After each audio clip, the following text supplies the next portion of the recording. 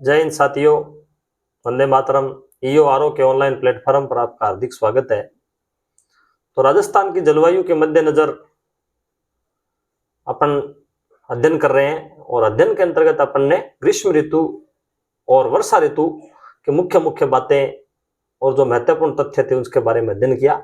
आज अपना विषय है शीत ऋतु। शीत ऋतु,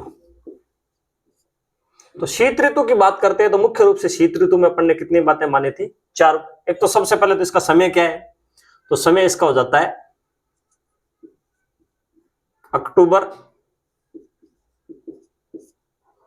अक्टूबर से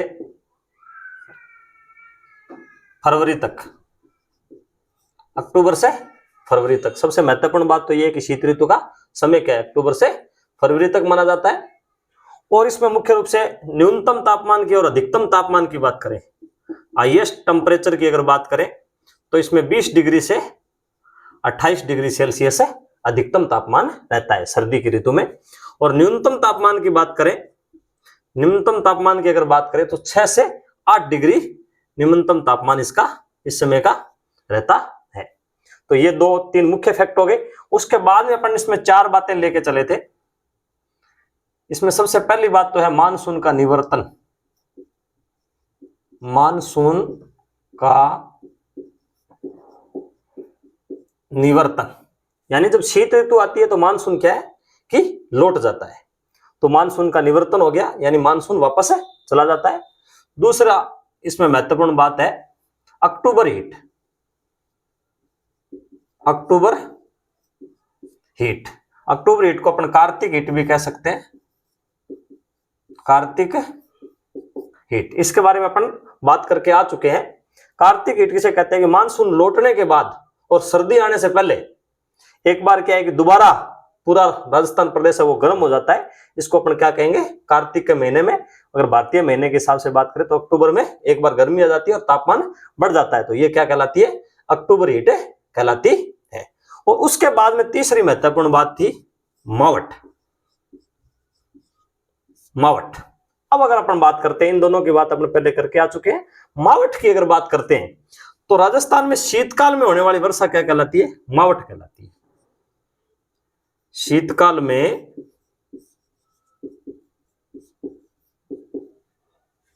होने वाली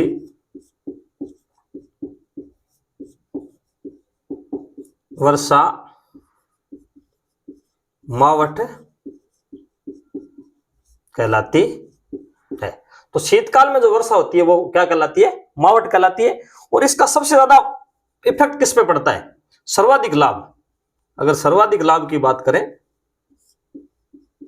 बाकी तो ये पूरी रबी की फसल के लिए लाभदायक है।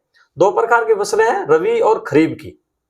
जो फसलें सर्दियों में निकाली जाती, सर्दियों में बोई जाती है और गर्मियों में काटी जाती है, वो क्या कहलाती है, रबी की फसल कहलाती है। और जो क्या है कि गर्मियों में बोई जाती है और सर्दियों में काटी जाती है, वो खरीफ की फसलें कहलाती है। तो सर्वाधिक लाभ किसको होता है, गेहूं की फसल को होता है। जब सर्वाधिक लाभ गेहूं की फसल को होता है तो इसको क्या कहते हैं, गोल्डन ड्रॉप्स कहते हैं। गोल्डन ड्रॉप्स यानी जो शीतकाल में मावठ होती है इसको क्या कहते हैं, गोल्डन ड्रॉप्स कहते हैं। और शीतकाल में होने वाली वर्षा क्या कहलाती है, मावठ कहलाती है। ये तथ्य अपने को ध्यान में रखना है। और दूसरा महत्वपूर्ण तथ्य है कि ये क्यों होती है, किस कारण होती है, ये महत्वपूर्ण तथ्य बन जाएगा। तो ये भूमध्य सागरीय चक्रवातों से होती है। कारण, अगर कारण की बात करें तो किस कारण होती है, भूमध्य सागरीय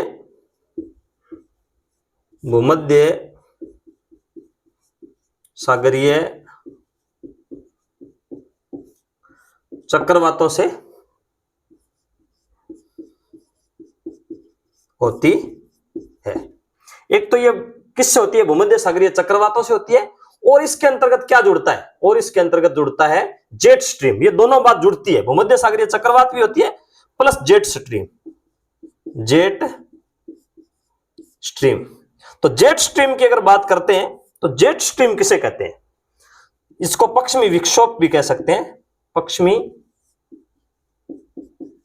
विक्षोभ के कारण एक तो भूमध्य सागरीय चक्रवात उठते हैं और प्लस जेट स्ट्रीम का इसके अंतर्गत प्रभाव होता है। और इन दोनों के मिले जुले कारण से क्या होता है, मावठ होती है। अब इसकी बात करें तो जेट स्ट्रीम क्या है, इसको अगर थोड़े से शब्दों में समझना चाहे तो 4 परतें होती है वायुमंडल की। ये सब घटना जलवायु किसे कहते हैं, सारी घटनाएं किस प्रकार की है, वायुमंडल की है। मौसम का और जलवायु का जो परिवर्तन है वो किस में होता है, सारा का सारा वायुमंडल में होता है। और ये सारा का सारा जलवायु का जो पूरा का पूरा वर्गीकरण वो जलवायु के वो किसके अंतर्गत आता है, वायुमंडल के अंतर्गत आता है। तो जेट स्ट्रीम क्या होता है कि पृथ्वी वायुमंडल की 4 परतें मानी गई है, क्षोभ मंडल, समताप मंडल, ओजोन मंडल और आयन मंडल। तो जेट स्ट्रीम कहां चलते हैं, क्षोभ मंडल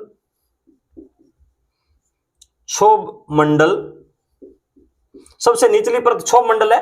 क्षोभ मंडल और समताप मंडल, समताप मंडल के बीच में तेज हवाएं चलती है जिसकी गति 1000 किलोमीटर प्रति घंटे तक भी हो जाती है। तो ये क्या कहलाती है, जेट स्ट्रीम कहलाती है। और ये जेट स्ट्रीम क्या है कि मानसूनी हवाओं को और चक्रवातों को बनाने में करता है मदद और खींचने में मदद करता है। तो भूमध्य सागरीय चक्रवात प्लस जेट स्ट्रीम दोनों का प्रभाव जब समान रूप से पड़ता है, इस कारण मावट राजस्थान के अंतर्गत आती है। ये बात अपने को ध्यान में रखना है। इसका समय क्या रहता है मावट का समय रहता है दिसंबर से मार्च के बीच। ये मावट का समय क्या रहता है, दिसंबर से मार्च के बीच ये वर्षा होती है। ये क्या कहलाती है, मावट कहलाती है। कारण किससे होती है, भूमध्य सागरीय चक्रवात प्लस जेट स्ट्रीम, जो समताप मंडल और क्षोभ मंडल के बीच में जो तेज हवाएं चलती है वो जेट स्ट्रीम कहलाते हैं। इसके बारे में एक तथ्य और भी याद आता है कि समताप मंडल है वो वायुयान की उड़ान के लिए अनुकूल माना जाता है। और कई बार क्या है कि पायलट ईंधन बचाने के लिए अपना जो वायुयान है उसको जेट स्ट्रीम के अंतर्गत डाल देता है और वहां पर वो कर देता है न्यूट्रल। और जेट स्ट्रीम इतनी तेज हवाएं होती है कि उसके साथ वो वायुयान अपने आप उड़ता चला जाता है।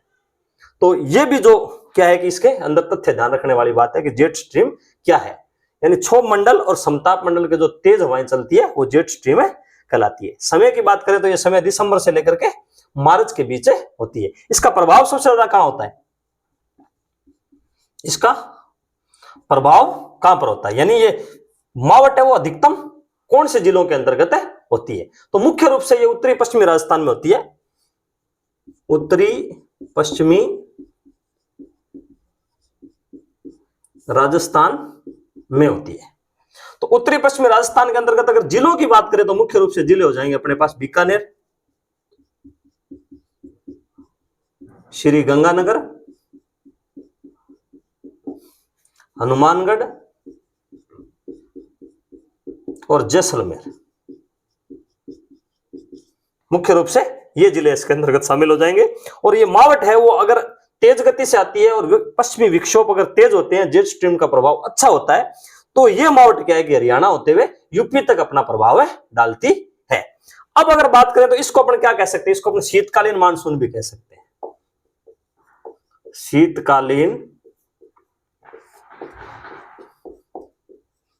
शीतकालीन मानसून भी इसको कह सकते हैं। और इसको क्या कह सकते हैं, भूमध्य सागरीय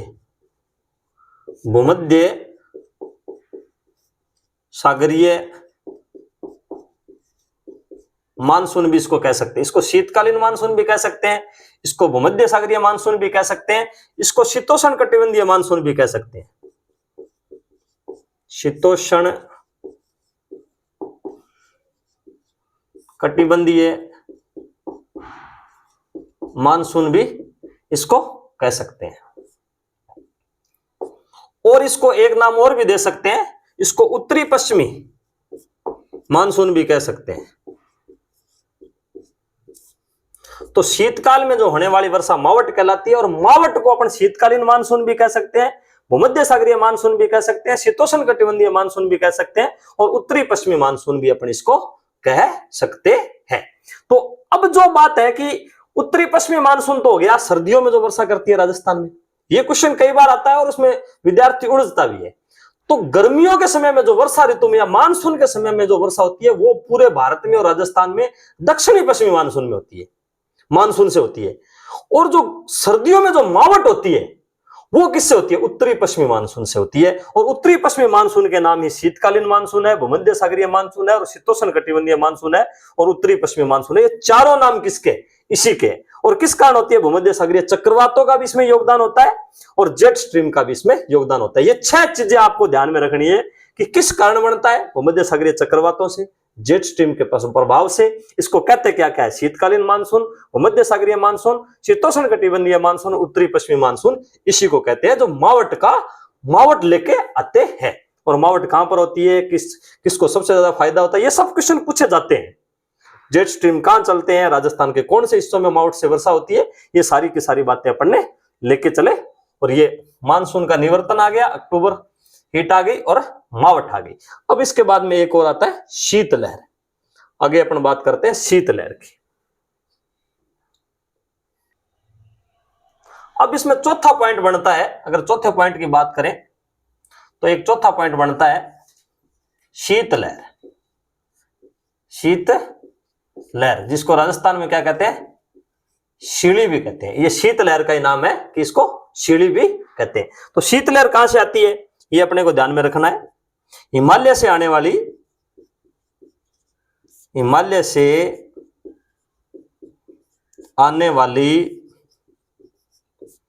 ठंडी हवाएं क्या कहलाती है? शीतलहर कहलाती है। हिमालय से आने वाली जो ठंडी हवाएं है वो क्या कहलाती है? शीतलहर कहलाती है। और इसको राजस्थानी भाषा के अंतर्गत इसको क्या कहते हैं? शीली भी कहते हैं। अब इसकी दिशा की बात करते हैं तो शीतलहर की दिशा क्या होती है? अगर मानसून की दिशा की बात करें तो जो मानसून गर्मियों के समय में आता है या मानसून वर्षा काल में आता है, उसकी दिशा क्या होती है? वो 2 शाखाओं में बंटता है। एक तो उसकी दक्षिण पश्चिम से दिशा होती है उत्तर पूर्व की ओर। ये राजस्थान है, अगर इसकी बात करें तो इस प्रकार से, तो यहां राजस्थान में इसकी दिशा क्या होती है? अरावली। ये अरावली के समांतर दक्षिण पश्चिम से उत्तर पूर्व। और एक जो शाखा आती है वो दक्षिण पूर्व से उत्तर पूर्व होती है, एक दक्षिण पश्चिम से उत्तर पूर्व होती है। तो एक यहां पर अरावली पर आकर के टकराती है। और ये जो है उत्तरी पश्चिमी हवाएं, जो शीतकाल में मावट होती है, वो कहां से आती है? राजस्थान में इस साइड से आती है। उत्तर और पश्चिम से जो हवाएं आती है उसको भूमध्य सागरीय चक्रवात कहते हैं। तो ये दिशा अपने को ध्यान में रखती है। और ये दिशा जो शीतलहर की जो दिशा है वो कौन सी है? तो शीतलहर की दिशा है वो ये मानसून की दिशा है उससे विपरीत है। तो ये कहां से आती है? उत्तर पूर्व से दक्षिण पश्चिम। तो इसकी दिशा क्या होती है? जो शीतलहर है उसकी दिशा उत्तर पूर्व से दक्षिण पश्चिम की ओर होती है। तो ये अपने को फैक्ट है, ध्यान में रखना है। और ये मुख्यतः कब आती है, कौन से समय में आती है? मुख्यतः जनवरी माह में। तो ये अपने को ध्यान में रखना है कि पूरे भारत में जो सबसे ठंडा माह होता है वो होता है दिसंबर। और राजस्थान में जो सबसे ठंडा माह होता है वो कौन सा होता है? जनवरी होता है। और इसका सबसे ज्यादा प्रभाव कहां पर पड़ता है? अगर प्रभाव की बात करें, यानी ये कौन कौन से क्षेत्र पर ज्यादा प्रभाव डालती है, तो सबसे अधिक प्रभाव तो चूरू में डालती है। तो इसीलिए चूरू क्या है कि सर्वाधिक गर्म भी है और सर्वाधिक ठंडा भी है। इसलिए वार्षिक तापांतर जो सबसे ज्यादा है वो चूरू के अंतर है। सर्वाधिक प्रभाव तो चूरू में होता है, और दूसरा प्रभाव सीकर में, और तीसरा बीकानेर में। और ये पूरे के पूरे उत्तरी पश्चिमी रेगिस्तान को ठंडा कर देती है। और इस कारण क्या है कि तापमान 0 डिग्री से नीचे भी चला जाता है। तापमान 0 डिग्री से नीचे चला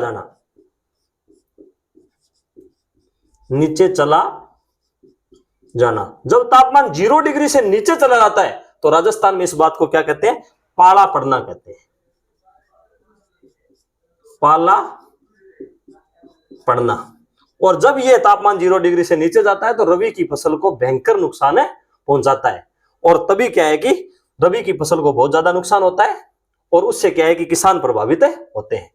तो कभी तो पड़ गयो काला भागो, कभी तो पड़ गयो पाड़ो। तो किसी भी तरीके से क्या है कि किसान का जीवन बहुत कठिन है। कभी कभी तो काल पड़ जाता है और कभी यहां पर पाड़ा पड़ जाता है। तो किसान को हमेशा संघर्ष करना ही पड़ता है। तो ये होगी अपनी शीतलहर की मुख्य बातें। तो शीत ऋतु में कौन कौन सी मुख्य बातें हैं? मानसून का निवर्तन, अक्टूबर हीट, मावट और शीतलहर, सबके बारे में अपन ने ब्यौरेवार अध्ययन कर लिया। ये शीत ऋतु, ये 3 ऋतुओं के बारे में अपन कंप्लीट अध्ययन कर चुके हैं। अब वैश्विक मानकों के अनुसार जलवायु क्या है उसके बारे में अगर अपन बातें करते हैं। आगे अपन बात करते हैं तीनों ऋतुओं के बारे में। अपन ने बराबर अध्ययन कर लिया कि ऋतुएं किस प्रकार है। अब अपन बात करते हैं मानक तरीके से, यानी जलवायु का जो वर्गीकरण है वो मानक तरीके से या भूगोलवेताओं ने किस प्रकार किया है, उसका सही तरीका क्या है, सिस्टोमेटिक। ये तो अपन वर्षों से देखते हुए आ रहे हैं और परंपरागत जो वर्गीकरण था उसके अंतर्गत मुख्य मुख्य बातें अपन ने शामिल कर ली और जहां से प्रश्न पूछे जाते हैं। अब अगर बात करें तो वायुमंडल में दो प्रकार की दशाएं होती है। जलवायु किस पे डिपेंड है? पूरी की पूरी वायुमंडल पर डिपेंड है। और वायुमंडल में दो प्रकार की दशाएं होती है, ये अपने को ध्यान में रखना है। वायुमंडल में एक दशा तो होती है दीर्घकालीन घटनाएं, जिसको कह सकते हैं घटनाएं या दशाएं। तो वायुमंडल में दो प्रकार की घटनाएं होती है, एक तो दीर्घकालीन घटनाएं होती है और एक होती है अल्पकालीन घटनाएं। अल्पकालीन घटनाएं या दशाएं अपन इसको कह सकते हैं। तो दो प्रकार की वायुमंडल में दो प्रकार की घटनाएं होती है, एक तो दीर्घकालीन घटनाएं होती है और एक अल्पकालीन घटनाएं होती है। दीर्घकाल का मतलब क्या? लंबे समय तक जो घटना घटित होती है। तो दीर्घकालीन घटनाओं में अपन किसको शामिल करते हैं? जलवायु को। जलवायु को अपन किसमें शामिल करते हैं? दीर्घकालीन घटनाओं में शामिल करते हैं। और जलवायु को निकालने के लिए कम से कम औसत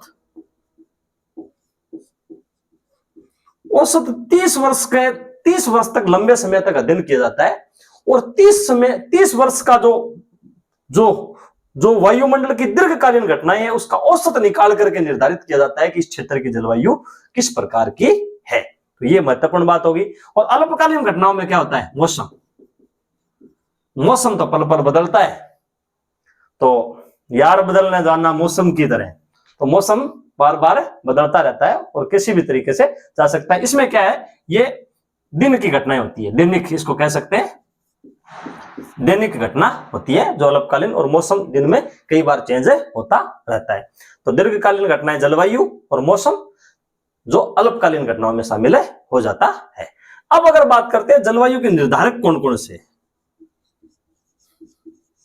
यानी जलवायु किस प्रकार से निकल कर आती है। जलवायु के निर्धारक अपन कह सकते हैं जलवायु के घटक या निर्धारक।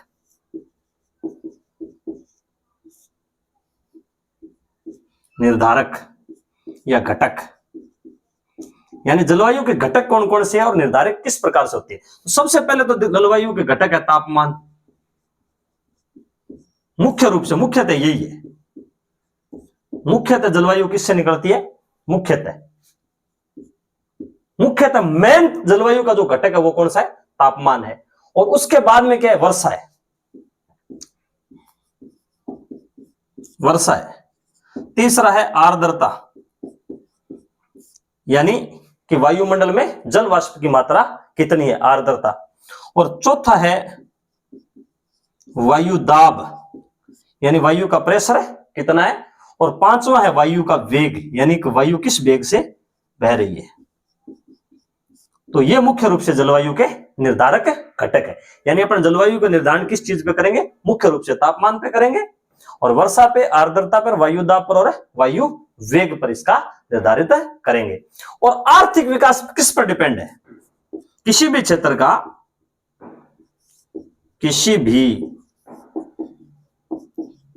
का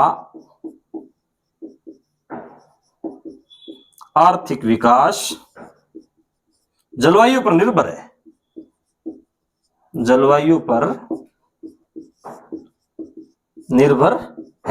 यानी कि जलवायु अनुकूल है तो तेज गति से विकास करेंगे, और जलवायु अगर प्रतिकूल है तो अपन धीमी गति से विकास करेंगे। तो जलवायु का प्रभाव क्या है कि आर्थिक विकास और जलवायु एक दूसरे से इंटरकनेक्टेड है, और आर्थिक विकास को जलवायु पूरी तरीके से प्रभावित करती है। ये मुख्य बातें अपन शामिल हो गई। अब अगर बात करते हैं कि किस प्रकार से जलवायु का विभाजन किया गया है, या मानक विभाजन जलवायु का किस प्रकार से है।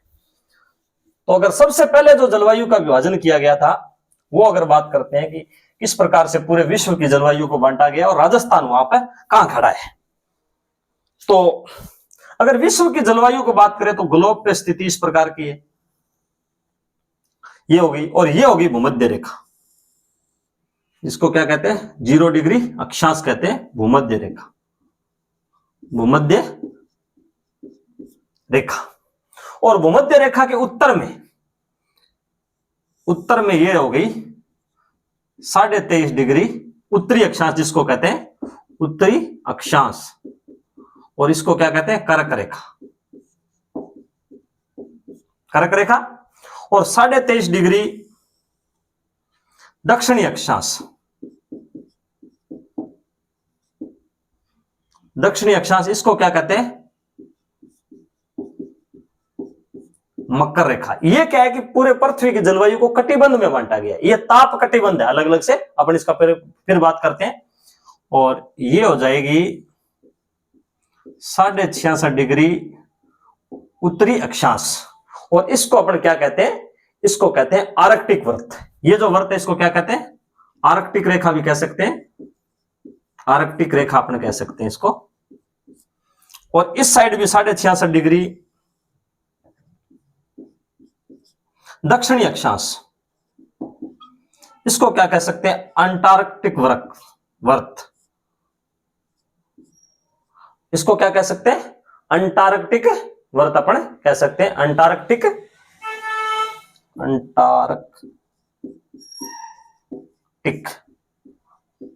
व्रत। ये तो हो गया आर्कटिक व्रत, और ये अंटार्कटिक व्रत हो गया। और ये इसको बोल सकते हैं साउथ पोल, और इसको बोल सकते हैं नॉर्थ पोल। तो अब क्या है कि सूर्य की स्थिति क्या रहती है, इस प्रकार देखो, ये सूर्य की स्थिति की अगर बात करते हैं तो ये वाला जो क्षेत्र है,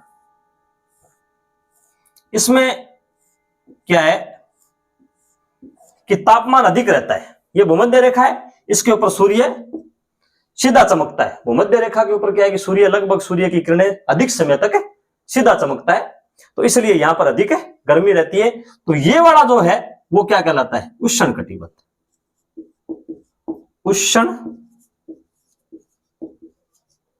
कटिबंध। अगर परिभाषा में लेके चले तो भूमध्य रेखा से कर्क रेखा या फिर कर्क रेखा और मकर रेखा के जो बीच का क्षेत्र है वो क्या कहलाता है, उष्ण कटिबंध कहलाता है। यानी भूमध्य रेखा से 23 डिग्री उत्तरी अक्षांश की तरफ और भूमध्य रेखा से 23 डिग्री दक्षिणी अक्षांश तरफ का जो भाग है वो उष्ण कटिबंध कहलाता है। और यहां पर सूरज 2 बार एकदम लंबवत चमकता है, और वो 2 दिन कौन कौन से आते हैं, एक तो आता है 21 मार्च। 21 मार्च को यहां पर भूमध्य रेखा के ऊपर सूर्य की किरणें बिल्कुल सीधी पड़ती है। तो ये एक तो 21 मार्च हो गया, और एक हो गया 23 सितंबर। 23 सितंबर को भी भूमध्य रेखा पर सूर्य की किरणें एकदम सीधी पड़ती है। और इस कारण क्या है कि 21 मार्च और 23 सितंबर को पूरे विश्व में जो मतलब क्षेत्र इसके अंतर्गत शामिल होता है, पास वाला, वहां पर दिन और रात की अवधि क्या होती है, बराबर होती है। 12-12 घंटे का दिन और रात होता है। ये बात अपने को ध्यान में रखनी है। अब क्या है कि 23.5 डिग्री से लेकर के 66.5 डिग्री तक वाला ये वाला जो भाग है उसको कह सकते हैं शीतोष्ण। यानी ये उष्ण है, और शीत और उष्ण, शीतोष्ण, इसको क्या कह सकते हैं अपने, शीतोष्ण कटिबंध भी कह सकते हैं या उपोष्ण भी कह सकते हैं।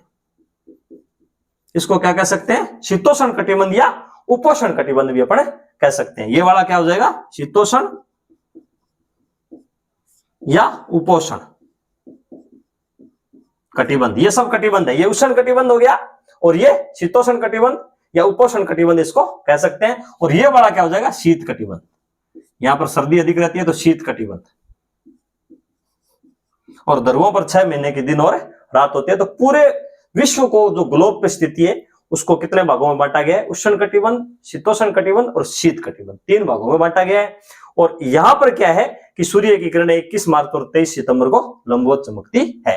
अब अगर बात करते हैं कि ये जो कर्क रेखा है, कर्क रेखा पर सूर्य की किरणें कब सीधी चमकती है, तो 21 जून को यहां सूर्य की किरणें सीधी चमकती है। तो 21 जून को सूर्य की किरणें सबसे सीधी चमकती है। और इस कारण क्या है कि यहां पर सबसे बड़ा दिन होता है, सबसे बड़ा दिन किस तरफ, यानी इसको अगर 2 भागों में बांटे तो उत्तर का जो भाग है उसमें क्या है कि सबसे बड़ा उत्तरी गोलार्ध, इसको अपन दो भागों में बांट सकते हैं, ये वाला उत्तरी गोलार्ध और ये वाला दक्षिणी गोलार्ध। तो उत्तरी गोलार्ध में सबसे बड़ा दिन कब होता है? 21 जून को होता है। और यहां कब होता है?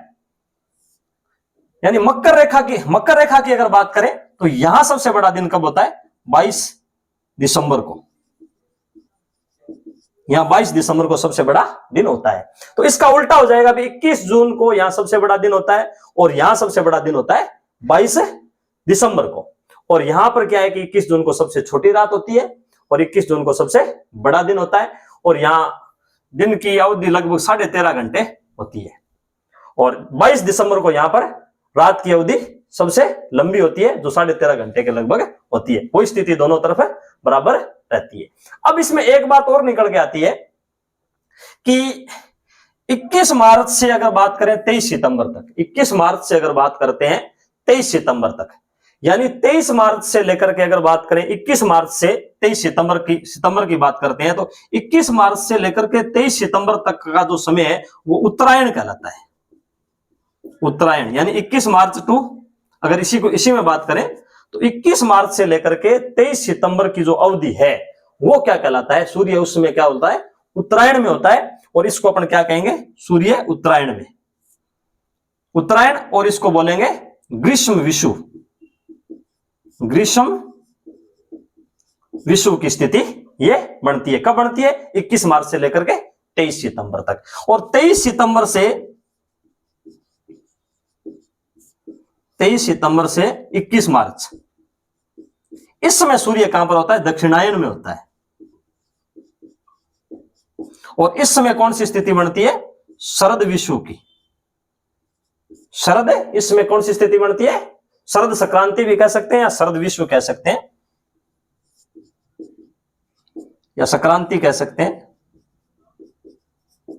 संक्रांति भी कह सकते हैं। तो यह स्थिति बनती है और यह जलवायु के पूरे वर्ल्ड में इस प्रकार से जलवायु का निर्धारण होता है। अब अगर अपन बात करते हैं राजस्थान की, तो राजस्थान की अगर बात करें तो निचले हिस्से में बात करते हैं, तो राजस्थान में यह 23.5 डिग्री है कर्क रेखा। यह राजस्थान में डूंगरपुर और बांसवाड़ा से होकर निकलती है। कहां से निकलती है? डूंगरपुर व बांसवाड़ा से निकलती है। 1 किलोमीटर इसमें है और 26 किलोमीटर इसमें है।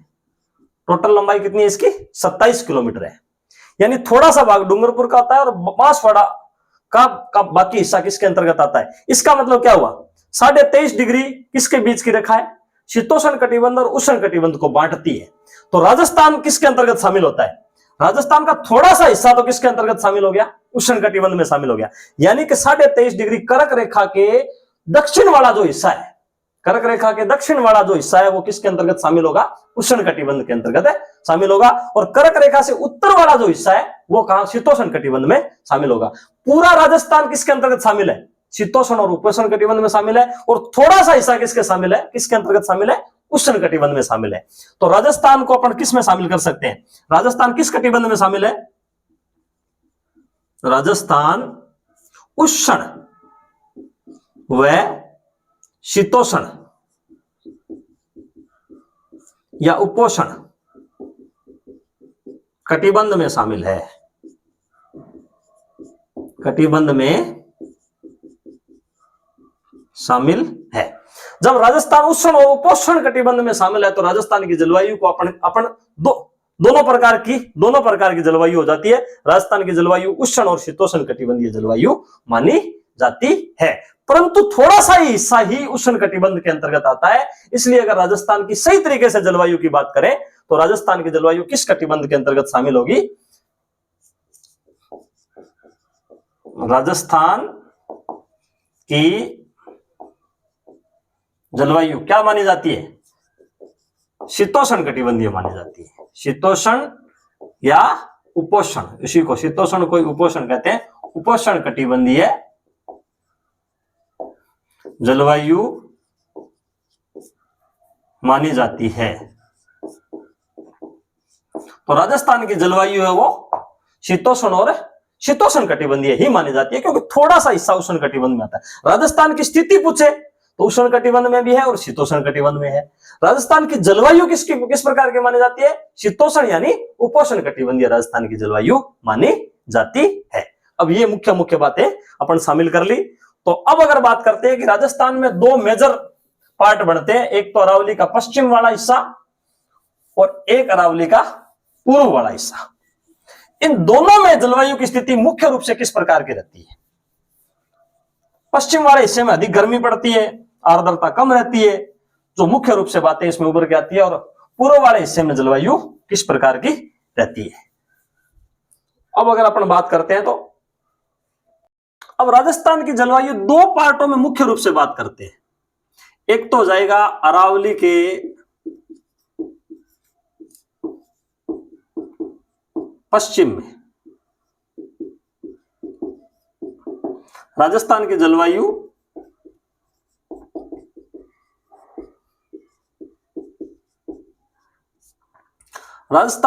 को अगर दो पार्टों में मुख्य रूप से बात करते हैं तो एक तो अरावली के पश्चिम में किस प्रकार की जलवायु है और एक अरावली के पूर्व में किस प्रकार की जलवायु है। तो राजस्थान को पूरे अरावली पर्वतमाला है वो 60-40 दो भागों में बांटती है। तो 60% हिस्से की कैसी जलवायु और 40% हिस्से की किस प्रकार की जलवायु है, मुख्य व्यू तो यही है। तो अरावली के पूर्व की जलवायु, अरावली के पूर्व में जलवायु और अरावली के पश्चिम में जलवायु, इनको तो बस समझना ही है अभी किस तरीके से है। तो अरावली के पश्चिम में क्या है? शुष्कता है, अत्यधिक तापमान है, या तापमान की अतिशयता बोल सकते हैं। तापमान की अतिशयता यानी अरावली के पश्चिम में तापमान अधिक रहता है। तिरव और प्रचंड धूल भरी आंधियां चलती है। तिरव वह प्रचंड धूल भरी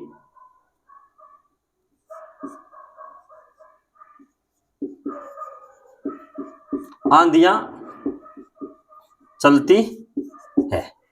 और क्या चलती है? लू चलती है। लू चलती है, आर्द्रता में कमी रहती है यानी शुष्कता रहती है। आर्द्रता में कमी और अकाल की स्थिति रहती है। तो अरावली के पश्चिम की जलवायु किस प्रकार की है?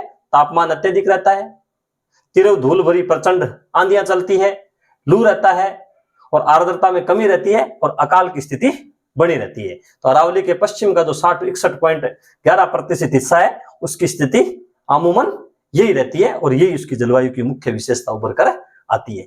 और अरावली के पूर्व की जलवायु की अगर बात करें तो यहां पर क्या रहता है? तापमान की एक रूपता रहती है, यहां तापमान लगभग सम रहता है। तापमान की एक रूपता रहती है और यहां पर क्या रहता है? आर्द्रता सही रहती है, आर्द्र रहता है, ये भाग आर्द्रता रहती है।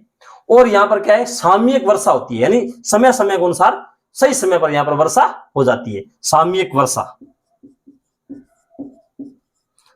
वर्षा की स्थिति रहती है। और इस क्षेत्र की जो जलवायु है शुष्क, अर्ध शुष्क और उपार्ध प्रकार की जलवायु यहां पर रहती है। अर्ध शुष्क व उपार्ध जलवायु पाई जाती है।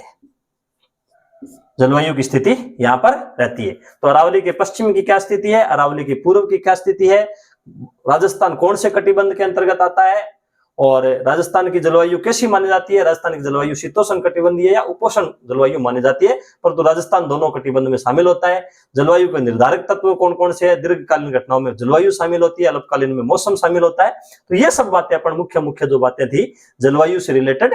और जलवायु 30 सालों का कम से कम औसत निकाला जाता है और तापमान सबसे महत्वपूर्ण कारक है जलवायु के निर्धारण में। और जो विश्व की जलवायु को जो ताप कटिबंध में बांटा गया वो तापमान के आधार पर ही बांटा गया है। और राजस्थान के जो दोनों हिस्सों की जलवायु है उसके बारे में अपने कंप्लीट बात कर ली। अब अगर बात करते हैं कि राजस्थान की जलवायु को प्रभावित कौन करते हैं, यानी राजस्थान की जलवायु किससे प्रभावित होती है, अब अगर अपन बात करते हैं कि राजस्थान की जलवायु को प्रभावित करने वाले कारक कौन कौन से, यानी जलवायु किन किन कारणों से प्रभावित होती है।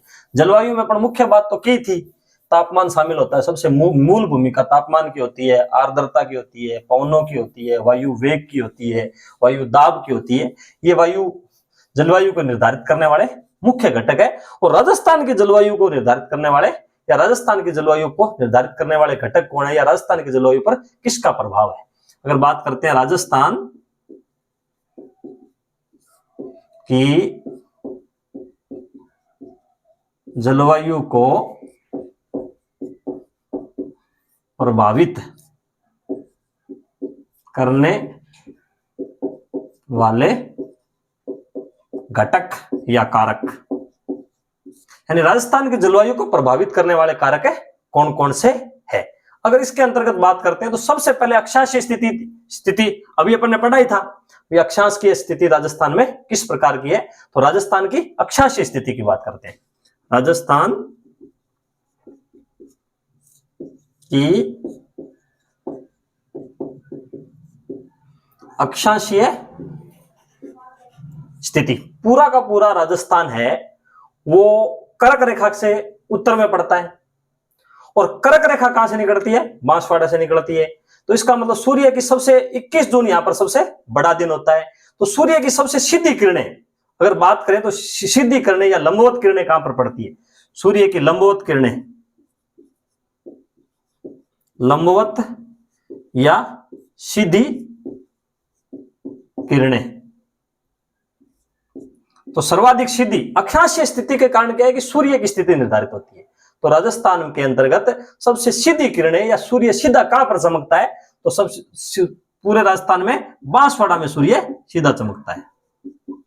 थोड़ा हिस्सा डूंगरपुर का आता है, तो बांसवाड़ा के अंतर्गत सूर्य की सर्वाधिक सीधी किरणें पड़ती है। ये अक्षांशीय स्थिति के कारण होता है, क्योंकि बांसवाड़ा से 23.5 डिग्री उत्तरी अक्षांश कर्क रेखा गुजरती है। और राजस्थान में कुल लंबाई इसकी 27 किलोमीटर है, 1 किलोमीटर डूंगरपुर में और 26 किलोमीटर बांसवाड़ा में। थोड़ा हिस्सा क्या है कि बांसवाड़ा या बांसवाड़ा जिले का थोड़ा हिस्सा उष्णकटिबंध के अंतर्गत शामिल होता है, और लंबवत किरणें कहां पर पड़ती है, बांसवाड़ा के अंतर्गत पड़ती है। और सर्वाधिक तिरछी किरणें, सर्वाधिक तिरछी किरणें या ऊर्ध्वाधर किरणें की बात करें तो सबसे तिरछी किरणें कहां पर पड़ती है, श्री गंगानगर के अंतर्गत पड़ती है, क्योंकि ये कर्क रेखा से सबसे ज्यादा दूरी पर स्थित है। तो सबसे तिरछी किरणें किसमें पड़ती है, गंगानगर में पड़ती है। अब अगर बात करें तो बड़ा दिन कौन सा होता है, बड़ा दिन राजस्थान में 21 जून। बड़ी रात कब होगी, 22 दिसंबर। और दिन रात बराबर,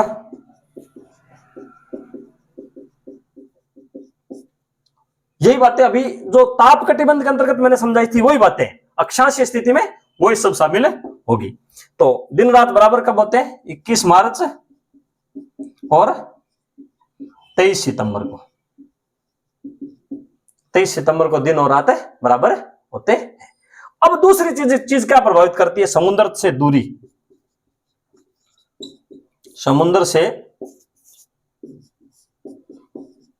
दूरी, जब समुद्र से कोई स्थल है वो दूर होता है तो वो अपने आप में एक महाद्वीपीय स्थिति लेके आता है। एक तो महासागर होते हैं, यानी जल के जो निकट होते हैं किनारे पर वो महासागरीय स्थिति रखते हैं, और जो स्थल भाग होता है वो काफी दूर पड़ता है समुद्र से, वो क्या कहलाता है, महाद्वीपीय स्थिति रखता है। महाद्वीपीयता, इसको अपन क्या कह सकते हैं, महाद्वीपीयता कह सकते हैं। और वहां की जलवायु किससे प्रभावित होती है, महाद्वीपीयता से प्रभावित होती है। तो राजस्थान से समुद्र काफी दूरी पर पड़ता है। राजस्थान से कुछ चीजें, कच्छ की खाड़ी, खंबात की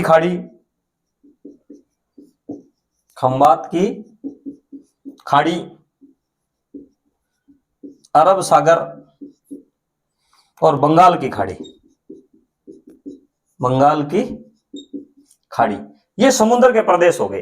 तो सबसे ज्यादा दूरी पर राजस्थान से कौन से है, बंगाल की खाड़ी, तो यहां से 1600 किलोमीटर है। और अरब सागर राजस्थान से कितनी दूरी पर है, 400 किलोमीटर। सबसे ज्यादा दूरी पर कौन सा है अपने पास है, बंगाल की खाड़ी है। और अरब सागर कितना है, 400 किलोमीटर दूर है। और कच्छ की खाड़ी 225 किलोमीटर है। सबसे नजदीक कौन सी है, 225 किलोमीटर है। और खंबात की खाड़ी 275 किलोमीटर दूर है। तो राजस्थान समुद्र के कहीं भी नजदीक नहीं है, और इसलिए राजस्थान की जलवायु किससे प्रभावित होती है, महाद्वीपीयता से प्रभावित होती है। जब समुद्रीय स्थिति कोई भी रखता है तो वहां तापमान का अंतर ज्यादा डिफरेंस नहीं आता है, क्योंकि समुद्र का है वहां पर समस्थिति रहती है। जहां जिस तल के नजदीक समुद्र पड़ता है वहां तापमान औसत रहता है, क्योंकि समुद्र का जल है वो जल्दी ही, ना तो जल्दी गर्म होता है ना जल्दी ठंडा होता है, तो वहां पर एक समस्थिति पाई जाती है। और धरातल है वो जल्दी ही गर्म होता है और जल्दी ही ठंडा होता है, जिसमें क्या मिट्टी के कारण तो वो बहुत जल्दी गर्म होता है, बहुत जल्दी ठंडा भी हो जाता है। अगर पथरीला है तो वो गर्म तो होगा परंतु ठंडा जल्दी से नहीं होगा। अब और दूसरा कारण क्या हो जाएगा, समुद्र तल से ऊंचाई। तीसरा कारण हो जाएगा समुद्र तल से ऊंचाई। यानी अगर समुद्र तल से 165 मीटर ऊपर जाते हैं प्रति, तो -1 डिग्री सेल्सियस की गिरावट आती है। तो अगर राजस्थान का भाग बहुत ऊंचा होता तो फिर यहां पर इतनी ज्यादा गर्मी नहीं पड़ती, परंतु राजस्थान समुद्र तल से ज्यादा ऊंचाई पर नहीं है। ये 300 से औसत राजस्थान है वो 300 से 400 मीटर ऊंचा है। तो समुद्र तल से ऊंचाई भी राजस्थान की जलवायु को प्रभावित करती है। और राजस्थान की जलवायु को अरावली पर्वतमाला भी प्रभावित करती है। अरावली पर्वतमाला की स्थिति, यानी कि अरब सागर की जो शाखा आती है और हिमाचल शाखा अवरोध का कार्य नहीं करती है, और अरावली उस मानसून की शाखा के समांतर पड़ती है। इस कारण यहां पर अधिक बरसात नहीं हो पाती है। तो यहां पर क्या है कि यहां स्थिति सूखे की रहती है। तो यह भी क्या है कि अरावली पर्वतमाला की जो स्थिति है वो लंबवत है मानसून के। तो इस कारण क्या है मानसून के ये क्या है कि अरावली पर्वतमाला है वो ऊर्ध्वाधर है। इस कारण क्या है कि यहां पर मानसून बिना बरसात करे निकल जाता है। तो अरावली पर्वतमाला की स्थिति के कारण भी राजस्थान की जलवायु प्रभावित होती है। पवनों की दिशा की बात करें तो चौथा पांचवा कारण हो जाएगा पवने। बलोचिस्तान के प्रदेश से गर्म हवाएं आती है और इसके कारण यहाँ पर गर्मी बढ़ जाती है। और पवनों की दिशा क्या है कि पवनों का एक कारण होता है कि राजस्थान के अंतर्गत तापमान ज्यादा होता है। जब तापमान ज्यादा होता है तो यहाँ क्या है कि वायुदाब निम्न होता है, और वायुदाब निम्न होता है तब जहां पर वायुदाब उच्च हो वहां से हवा निम्न वायुदाब की तरफ आती है, तो लू भी आती है यहाँ पर और मानसून भी यहाँ पर आता है। तो पवनें इसको प्रभावित करती है।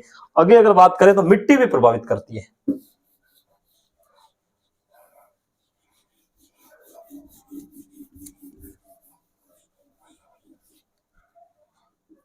छठा हो जाएगा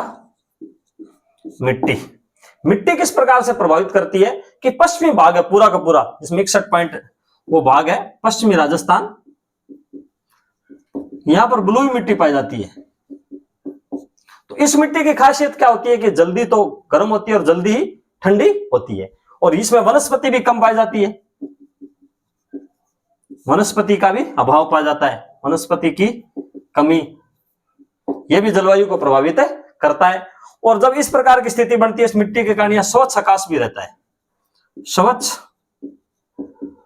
आकाश भी रहता है। और जब स्वच्छ आकाश रहता है, आकाश में कोई धूल मिट्टी किसी प्रकार की ना हो, तब क्या है स्वच्छ आकाश होता है, तापमान बढ़ता है,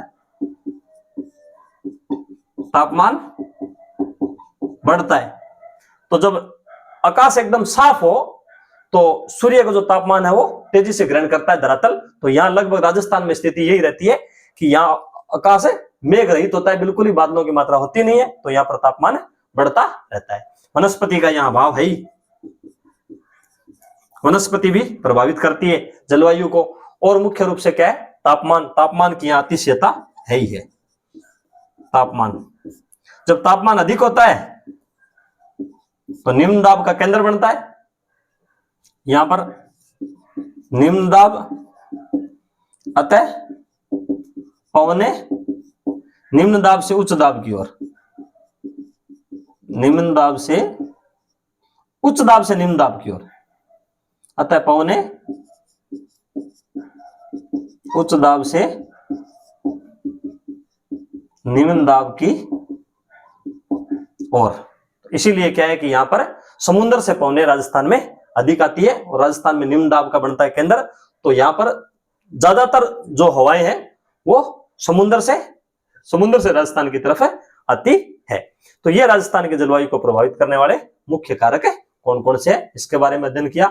अगले 2 वीडियो में राजस्थान की जलवायु को किस प्रकार का वर्गीकरण किया है, कोपेन, टिवार्थ और थार्नवेट, और मुख्य रूप से जो मोहन विभाजन है वो किस प्रकार का है, और वर्षा की स्थिति किस प्रकार की रहती है, तापमान की स्थिति किस प्रकार की रहती है, समवर्षा रेखा, समदाब रेखा, इसके बारे में पढ़े अगले वीडियो में पढ़ेंगे।